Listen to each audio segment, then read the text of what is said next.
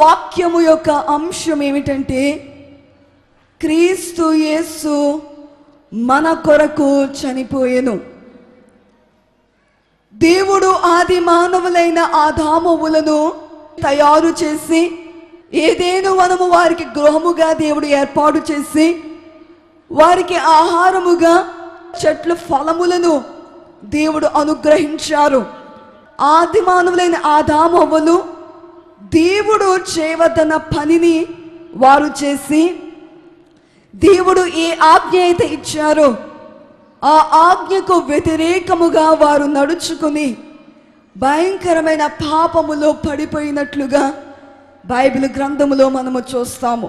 యోహాను వ్రాసిన మొదటి పత్రిక 3వ అధ్యాయము 4వ వచనములో మనము చూస్తే, పాపము చేయు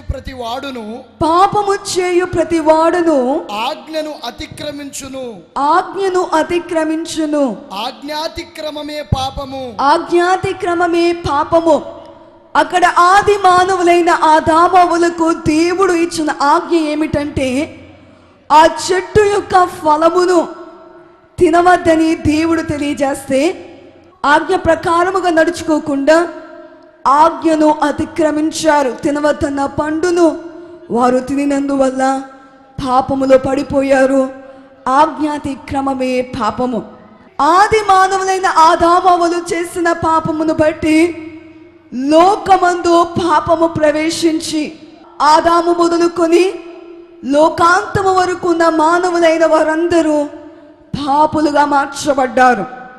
అయితే 2000 సంవత్సరముల క్రితము దేవుడు ఈ లోకానికి నరునిగా మానవుల నిమిత్తమై వచ్చివేశారు. బైబిల్ గ్రంథములో లూకా సువార్త 2వ అధ్యాయము 10వ వచనాన్ని చదువుకుందాము. అయితే ఆ దూత భయపడుకుడి, ఇదిగో ప్రజలందరికీ కలుగబోవు మహాసంతోషకరమైన సువార్తమానము నేను మీకు తెలియజేయుచున్నాను. 2000 సంవత్సరముల క్రితము దేవుడు ఈ లోకానికి నరునిగా వచ్చి వేశారు. అందుకే ఈ దేవదూత తెలియజేసే మాట ఏమిటంటే, ఇదిగో ప్రజలందరికీ కలుగబోవు మహాసంతోషకరమైన సువార్తమానము. ఆ సువార్తమానం ఏంటి? దావీదు పట్టణమందు నేడు రక్షకుడు మీ కొరకు పుట్టి ఉన్నాడు. ఇది కేవలం ఇశ్రాయేలీయులైన వారికి మాత్రము కాకుండా ఈ లోకమందున్న ప్రజలందరికీ మహాసంతోషకరమైన సువార్తమానం ఏమిటంటే, రక్షకుడు ఈ భూమి పైన జన్మించారు. ఎందుకు? మానవులైన వారిని రక్షించడానికి ఈ లోకమందు దేవుడే నరునిగా వచ్చి వేశారు. అయితే దేవుడు ఈ లోకానికి వచ్చి వేయడానికి గల కారణం ఏమిటి? దేవుడు ఈ లోకానికి రాకపోతే మనము నశించిపోతాము అనబడే మాటను మనం ఎప్పుడు వింటూ ఉంటాం. దేవుడు ఎందుకు ఈ లోకానికి వచ్చారంటే, ఈ లోకములో పాపులుగా ఉన్న మనుషులైన వారంటే దేవునికి ఎంతో ప్రేమ. అందుకే యోహాను సువార్త 3:16లో దేవుడు లోకమును ఎంతో ప్రేమించెను. అందుకే 2000 సంవత్సరముల క్రితము ఈ లోకానికి వచ్చి వేశారు. దేవుడు ఈ లోకానికి రావడాన్ని బట్టి మానవులలో జరిగిన మార్పును మనము చూద్దాము. రోమీయులకు వ్రాసిన పత్రిక 5వ అధ్యాయము 8వ వచనములో, అయితే దేవుడు మన ఎడల తన ప్రేమను వెల్లడిపరచుచున్నాడు. ఎట్లనగా మనమింకనూ పాపులమై ఉండగా క్రీస్తు మన కొరకు చనిపోయెను. ఎప్పుడు మన కొరకు యేసుక్రీస్తు ప్రభువారు చనిపోయారంటే, మనం ఇంకా పాపులుగా ఉన్నప్పుడే క్రీస్తు మన కొరకు చనిపోయారు. రోమాపత్రిక 3వ అధ్యాయము 23వ వచనములో మనము చూస్తే, ఏ భేదమును లేదు, అందరూ పాపము చేసి దేవుడు అనుగ్రహించు మహిమను పొందలేకపోవచ్చున్నారు. ఆదాము మొదలుకొని లోకాంతము వరకు ఉన్న మానవులందరూ పాపులే. కాబట్టి ఆ పాపులను పరిశుద్ధులుగా చేయడానికి యేసు క్రీస్తు ప్రభువారు సిలువ వేయబడ్డారు. ఆయన రక్తాన్ని కార్చారు. ఆయన ప్రాణాన్ని దానముగా మనకు ఇచ్చివేశారు. కనుకనే ఈ రోజు ఎవరైనా ప్రభువారి యొక్క రక్తమును కోరుకుంటే ప్రభువారు వెంటనే ఆయన రక్తము ద్వారా మన పాపాలను క్షమించి కడిగివేసి పరిశుద్ధులుగా చేయడానికి ఆయన సిద్ధముగా ఉన్నారు. బోలో యేసు మహారాజుకి. ఇక రెండవదిగా, మనము బలహీనులుగా ఉన్నప్పుడు క్రీస్తు మన కొరకు చనిపోయారు. బలహీనులుగా ఉన్న మనలను బలపరచడానికై ఈ లోకానికి దేవుడు వచ్చి వేశారు. రోమాపత్రిక 5వ అధ్యాయము 6వ వచనములో మనము చూస్తే, ఏలయనగా మనమింకా బలహీనులమై ఉండగా క్రీస్తు యుక్త కాలమున భక్తిహీనుల కొరకు చనిపోయెను. ఎప్పుడు యేసుక్రీస్తు ప్రభువారు మన కొరకు చనిపోయారంటే, బలహీనులుగా ఉన్నప్పుడు మన కొరకు చనిపోయారు. అంటే పాపము చేత మనము బలహీనులమైపోయాము. మన అపరాధములను బట్టి మనము బలహీనులమైపోయాము. అందుకే బైబిల్ గ్రంథములో తీతుకు వ్రాసిన పత్రిక 2వ అధ్యాయము 12వ వచనములో మనము భక్తిహీనతను, ఇహలోక సంబంధమైన దురాశలను విసర్జించి శుభప్రదమైన నిరీక్షణ నిమిత్తము అని వ్రాయబడి ఉంది. ఈ ఇహలోక సంబంధమైన దురాశలే ఎలా ఉన్నాయంటే మనల్ని బలహీనపరచేవిగా మనకు కనబడుతున్నాయి. ప్రతి ఆదివారం ఆరాధనకి వెళ్ళే వారికి ఎన్నో బలహీనతలు ఉన్నాయి. ఏంటి ఆ బలహీనతలు? చెడ్డ మాటలు మాట్లాడే బలహీనత, అవిశ్వాసము అనబడే బలహీనత, చెడు చూపులు అనబడే బలహీనత. ఇవన్నీ ఈ లోకములో ఉన్న బలహీనతలు.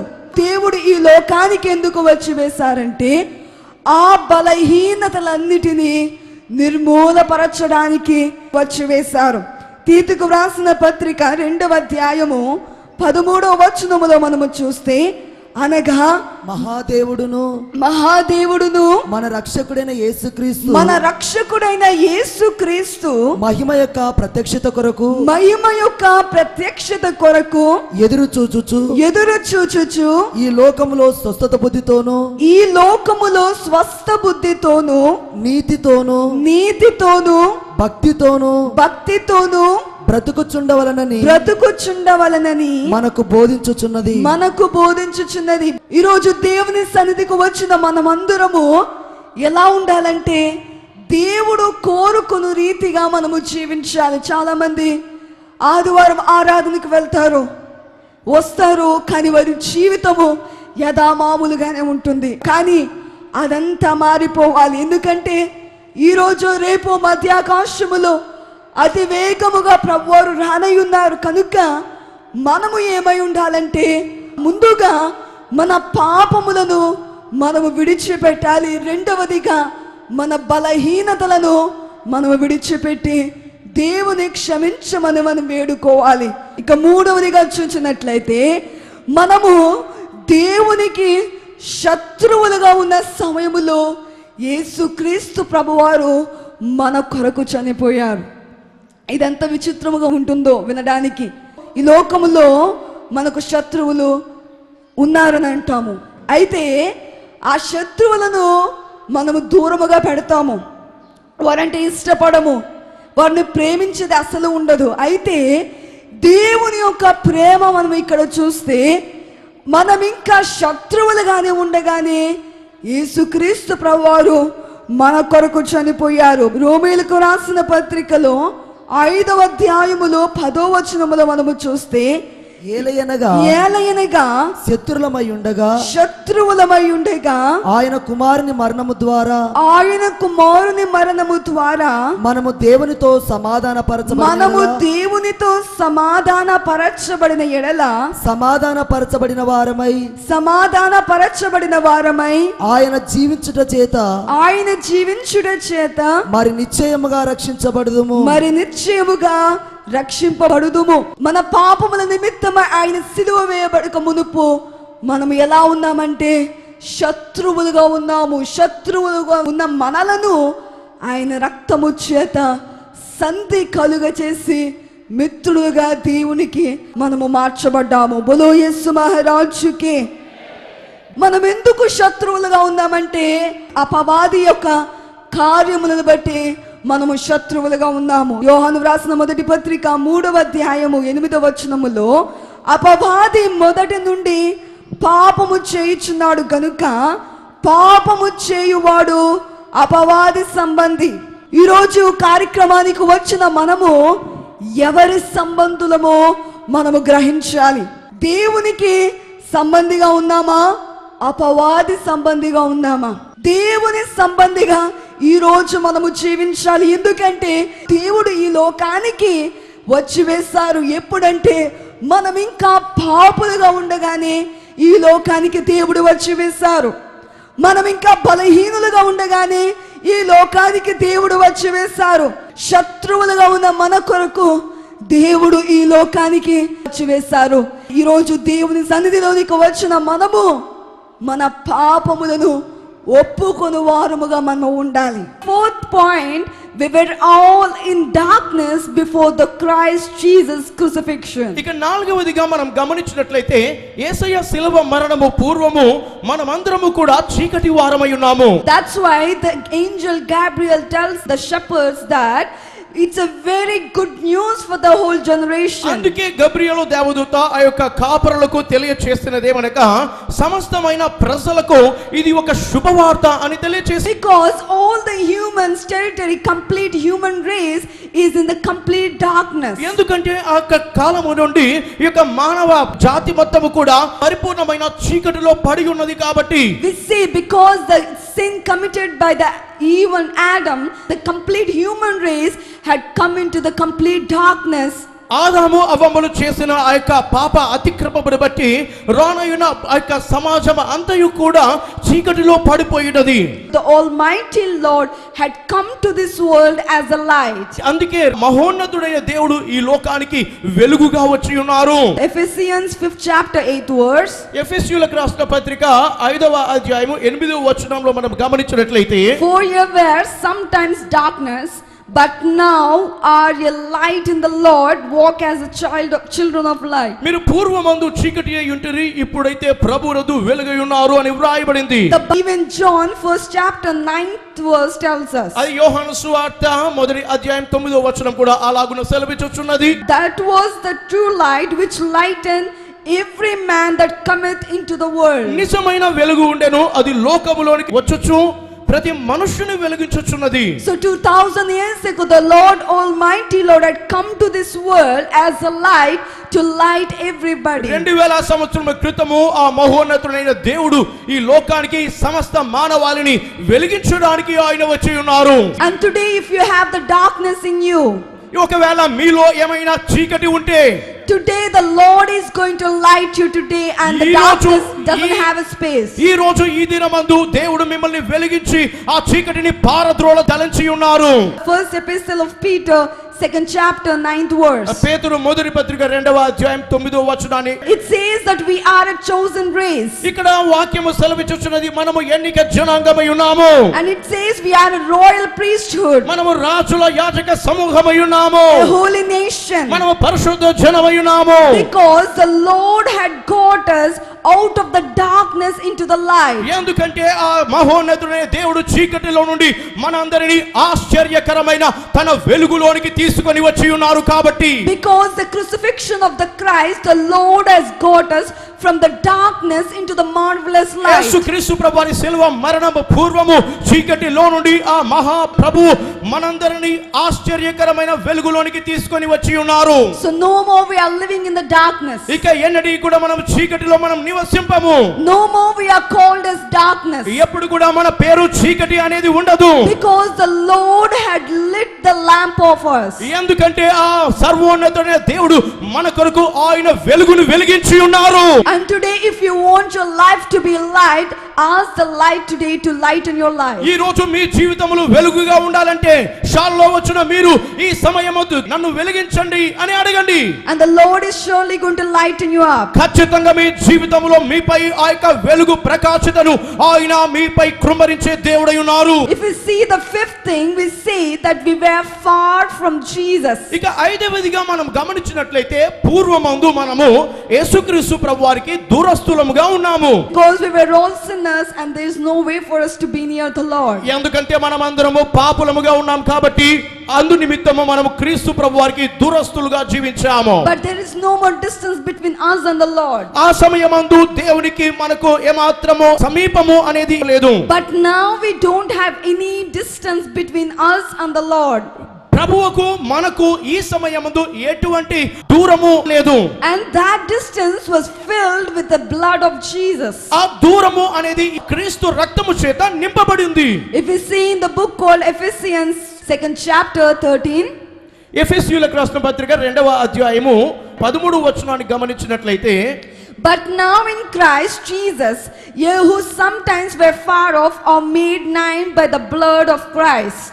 అయినను మునుపు దూరస్తులైన మీరు ఇప్పుడు క్రీస్తు యేసునందు క్రీస్తు రక్తము వలన సమీపస్తులై ఉన్నారు. So the Bible tells us that because of the blood of Jesus we are near to the Lord. Bible గ్రంథం ఇక్కడ సెలవిస్తున్నది కేవలము క్రీస్తు యొక్క రక్తమును బట్టి మనమందరం కూడా సమీపస్తులముగా మార్చబడ్డాము. But there are still people who are living far from Lord. కానీ ఈ దినాన చాలా మంది ఇంకా క్రీస్తుకు దూరస్తులుగానే నివసిస్తున్నారు. There are still a lot of people who didn't ask for the blood of Jesus. ఈ రోజు చాలా మంది ఇంకా క్రీస్తు రక్తము కొరకు అడగని వారు చాలా మంది ఉన్నారు. It's a very sad thing to say. చెప్పాలంటే ఇది చాలా విచారకరమైన సంఘటన. Because the Lord had come from the heaven to the earth to save each person. ఎందుకంటే మహోన్నతుడైన దేవుడు పరలోకము నుండి ఈ లోకానికి అనేకులను రక్షించడానికే వచ్చి ఉన్నారు. The Lord had come to this world to remove the distance from the Lord and us. దేవునికి మనుషులకు మధ్య ఆ యొక్క దూరము అనే వ్యత్యాసాన్ని తొలగించడానికే ఆ దేవుడు ఈ లోకానికి వచ్చి ఉన్నారు. That's why he crucified himself on the cross. అందు నిమిత్తమే క్రీస్తు ప్రభువారు సిలువలో ఆయన మరణించారు. My dear friends, there are a lot of people who say they're Christians but they're still far from the Lord. ప్రియ స్నేహితులారా, ఈ దినమున నేను క్రైస్తవునని చెప్పుకుంటూ ఉంటున్నారు కానీ అలాంటి వారు ఇంకా చాలా దూరంగా దేవునికి ఉన్నారు. They don't live a life which a Christian should live. క్రైస్తవుడు జీవించవలసిన అటువంటి ఆత్మీయ జీవితము వారు ఎప్పుడు కూడా జీవించరు. What's the meaning of Christian? క్రైస్తవుడు అనే మాటకు అర్థం ఏంటి? A change is called Christian. ఒక మార్పు అనేదే క్రైస్తవునికి అసలైన పేరు. And living according to Jesus is called Christian. అంతేకాకుండా క్రీస్తుకు అనుగుణంగా జీవించే ఆ జీవితమే ఒక క్రైస్తవుడు అనే పేరుకు అర్థం ఇస్తుంది. Today I'm asking, is there anyone who didn't experience the blood of the Lord today? ఈ రోజు షాల్లో ఉన్న మీ అందరికీ నేను అడుగుతున్నాను, ఇంకా క్రీస్తు రక్తపు దగ్గరికి రాని వారు ఇంకా మీలో ఉన్నారా? The Lord had crucified himself on the cross so that he can remove the distance from the Lord between us and the Lord. దేవునికి మనకు ఆ దూరం అనే వ్యత్యాసాన్ని సమీపముగా చేయడానికి క్రీస్తు ప్రభువు ఈ లోకానికి వచ్చి ఆయన శిలువలో రక్తము కార్చి మరణించారు. How many of you believe that the Lord crucified for you? మీలో ఎంతమంది నా కొరకే కదా శిలువలో యేసయ్య చనిపోయాడని నమ్ముచున్నారు? The Lord crucified for you when we were still sinners. మనము ఎప్పుడైతే పాపులముగా ఉన్నామో అప్పుడే ఆ శిలువలో యేసయ్య మన కొరకు బలియాగమైపోయారు. When we are weak and we are no more useful, the Lord crucified himself on the cross. మనము బలహీనులుగా పనికి రాని వారిగా ఉన్నప్పుడే ఆ యేసయ్య మన కొరకు సిలువలో బలియాగమైపోయారు. When we are enemies, the Lord crucified on the cross. మనము దేవునికి ఎప్పుడైతే శత్రువులుగా ఉన్నామో ఆ సమయమందే ఆ ప్రభువారు సిలువలో మన కొరకు చనిపోయారు. The Lord loves us so much. ప్రభు మనందరిని ఎంతో ప్రేమిస్తున్నారు. And the Lord who crucified himself on the cross is soon going to come in the clouds to take his children. సిలువ వేయబడిన ఆ ప్రభువే మరలా మనందరిని కొనిపోవడానికి మేఘాశీనుడై మధ్యాకాశములోనికి త్వరగా రానయ్యున్నారు. He is coming for the people who had taken the blood of Jesus as the salvation. ఎవరైతే క్రీస్తు రక్తమును అందుకొని రక్షణ నిమిత్తమై ఆస్వాదించిన వారందరి కొరకే ఆయన మెగారూఢుడై మరలా వస్తున్నారు. The Lord is coming for those who are strengthened and not for those who are weak. బలహీనుల కొరకు కాదు గాని బలవంతుల వారి కొరకు ఆ ప్రభు మరలా మెగారూఢుడై వస్తున్నారు. The Lord is coming for his friends and not for his enemies. ఐక శత్రువులుగా ఉన్న వారి కొరకు కాదు గాని సమీపస్తులుగా వారి కొరకే ఆ ప్రభు వారి వస్తున్నారు. That's what in the Ephesians 5th chapter 25th verse to 27th we see. అందుకే ఎఫెసీయులకు రాసిన పత్రిక 5వ అధ్యాయము 25వ వచనాన్ని మనం గమనిద్దాం. అటువలే క్రీస్తు కూడా సంఘమును ప్రేమించి అది కలంకమైనను ముడత అయినను అట్టిది మరి ఏదైనను లేక పరిశుద్ధమైనది గాను నిర్దోషమైనది గాను మహిమగల సంఘము గాను ఆయన తన ఎదుట దానిని నిలవబెట్టుకొనవలెనని వాక్యముతో ఉదక స్నానము చేత దానిని పవిత్రపరచి పరిశుద్ధపరచుటకై దాని కొరకు తను తాను అప్పగించుకొనెను. So we see that we were sinners before God crucified. We were weak before God crucified himself on the cross. మనం చూస్తున్నాం కదా, మనము సిల్వ యాగము కంటే ముందు మనం పాపులము బలహీనులమై ఉన్నాము. We were enemies. మనము శత్రువులము. We were far from the Lord. మునుపు మనం దూరస్తులము. But through the Jesus blood of the Lord has turned us into a very beautiful person. యేసుక్రీస్తు ప్రభువారి రక్తము ద్వారా మన అందరిని బహు సుందరమైన వ్యక్తులుగా ఆయన మలచి ఉన్నారు. The Lord made us without a blemish. కలంకము లేని వారిగా ఆయన రక్తము చేత మనందరిని ఆయన తయారు చేశారు. The Lord has formed us without a wrinkle. ఆయన రక్తము ద్వారా ముడత అయినను లేని వారముగా మనందరిని ఆయన చేసి ఉన్నారు. So you should see the love of the Lord here. కనుక ఇక్కడ క్రీస్తు ప్రేమ ఎట్టుదు మనం ఇక్కడ చూస్తాము. So my dear friends, today you have come to the presence of the Almighty. The Lord wants each and every one of you to experience the joy of the Lord. ప్రియ స్నేహితులారా, మీరైతే ఇప్పుడు మహోన్నతుడైన దేవుని సన్నిధికి వచ్చి ఉన్నారు. నేను కోరుకునేది ఏంటంటే మీరందరూ కూడా యేసయ్య యొక్క ఆ ప్రేమను ఆ సంతోషమును మీరు అనుభూతి చెందాలని కోరుకుంటున్నాను. I want you to keep that in mind, that the Lord crucified for you on the cross. నేను చెప్పేది ఏంటంటే మీ మనసులో మీరందరూ ఉంచుకోండి, మన నిమిత్తమే కదా యేసుక్రీస్తు ప్రభువారు సిలువలో యాగమైపోయింది. And when you have the thought in your mind and your heart, when you imprint in your heart that the Lord crucified for you, you can no more sin. యేసుక్రీస్తు ప్రభువారు అవును నిజమే నా కొరకే ఆయన సిలువలో చనిపోయారని నువ్వు తలంచుకుంటే నిజంగా నువ్వు పాపము జోలికి ఇంకా ఎన్నడూ కూడా వెళ్ళవు. No more you will be a sinner. నువ్వు ఎప్పుడు కూడా పాపిగా ఉండవు. No more you will be a weak person. నువ్వు ఎప్పుడు కూడా బలహీనునిగా ఉండవు. No more you will be an enemy to the Lord. నువ్వు ఎప్పుడు కూడా దేవునికి శత్రువుగా ఉండవు. No more you will be far from the Lord. నువ్వు ఎప్పుడు కూడా దేవునికి దూరస్తునిగా ఉండవు. You will always be near the Lord. మీరు ఎప్పుడు కూడా దేవుని అంటి పెట్టుకొని ఉంటారు. You will always be lightened and never be dark. ఎప్పుడు కూడా మీరు వెలుగు సంబంధులుగా ఉంటారు కానీ ఇక ఎప్పుడు కూడా చీకటి సంబంధులుగా ఉండరు. And that's what the wish of the Lord is. అందుకే దేవుని చిత్తం కూడా అదే అయి ఉన్నది.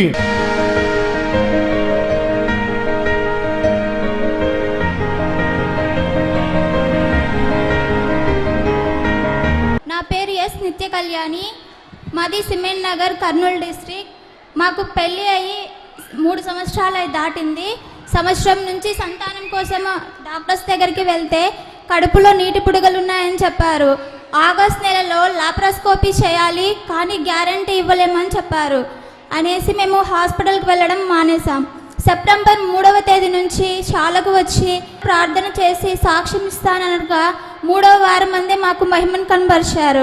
ఇప్పుడు 3వ నెల గర్భవతిని. డాక్టర్స్ దగ్గరికి వెళ్తే స్కానింగ్ చేసి అంతా బాగుంది, ఏ ప్రాబ్లం లేదని చెప్పారు. యేసు మహారాజుకు నిత్య కళ్యాణి, భర్త పేరు ప్రసాదు, కర్నూలు ప్రిల్లర, సిమెంట్ నగరు. పెళ్ళై 3 ఏళ్ళయిందట, సంతానము లేదట. సంవత్సరము నుంచి హాస్పిటల్లో తిరుగుతుంటుంటే గర్భసంచిలో నీటి బొడుగులు ఉన్నాయని చెప్పినారట. ఆపరేషన్ చేసినా కూడా గ్యారంటీ మేము ఇవ్వలేమని డాక్టర్లు తెలియచేశారట. ఆ సమయంలో ఇక హాస్పిటల్కి వెళ్ళడం మానేసి ఈ శాలకు రాగా దేవుడు అద్భుతమైన కృప చూపించారు. 7 మెట్ల ధ్యానముల్లో దేవుని యొక్క మహిమ కనిపించిందట. అదే నెల గర్భము నిలిచింది.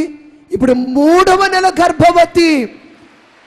యేసు మహారాజుకు హాస్పిటల్కి వెళ్ళి డాక్టర్కి చూపించుకుని టెస్టులు చేసి ఏ ప్రాబ్లం లేదు, అంత నార్మల్గా ఉంది, ప్రమాదం ఏమీ లేదని తెలియచేశారట. బోలో యేసు మహారాజుకు.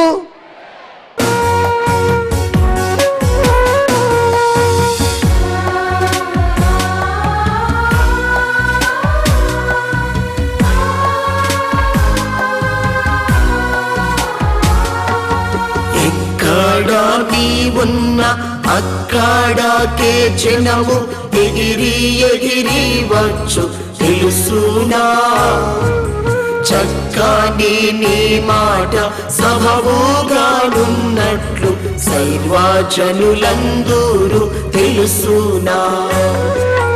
ధిక్కరింపలేరు తెలుసునా, ధిక్కరింపలేరు తెలుసునా. క్రైస్తవ సంగమ ఘన కార్యములు చేయు కాలము వచ్చును తెలుసునా. క్రీస్తు ప్రభువుని క్రియలాములంబుగా కీర్తి పొందునాని తెలుసునా. కీడు నోడింతుగు తెలుసునా.